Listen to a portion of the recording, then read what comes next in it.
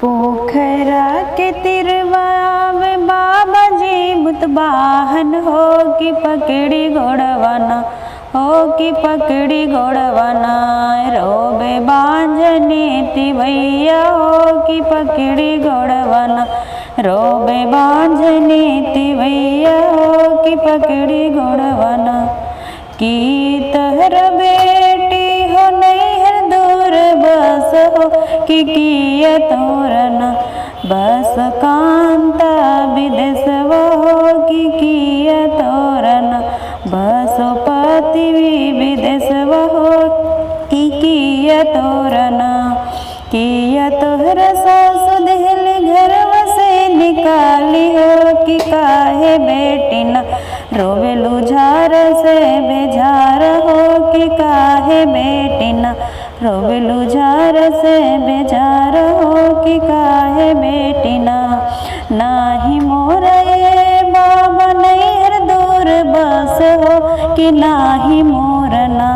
हो कि नाही मोरना बस कांत विदेश हो कि नाही मोरना बस पियवा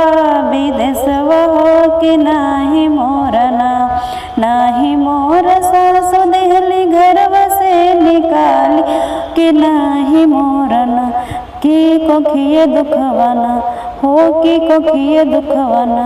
रोएली झार से बेजार हो कि कोखिए दुखवाना धीरे धाराए हो बेटिया बकी के सलिया हो कि सलियाना हो कि आगे सलियाना खेली है गोदी में बलकवा कि आगे सलियाना खेली है गोदी में बलकवा हो कि आगे सलियाना एक माह बीतल हो दशहरा माह बीतल हो कि नौवे मासना हो कि नौवे मासना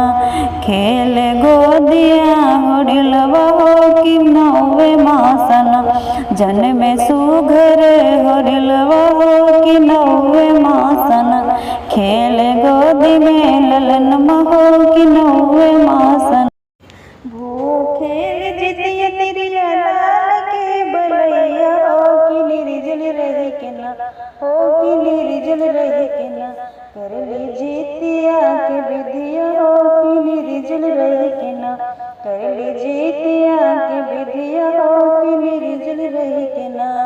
गलवा में बेदती में सोन के जितिया किया ना क्यों कि दोनों करवाना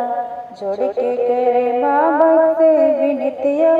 कि दोनों करवाना जोड़ कर बाबा से विनतिया कि दोनों करवाना जैसे कि दिल बाबा गोदी में बलकवा कि आमर करियाना हो कि आमर करियाना मोर गोदिया के ललवा कि आमर करियाना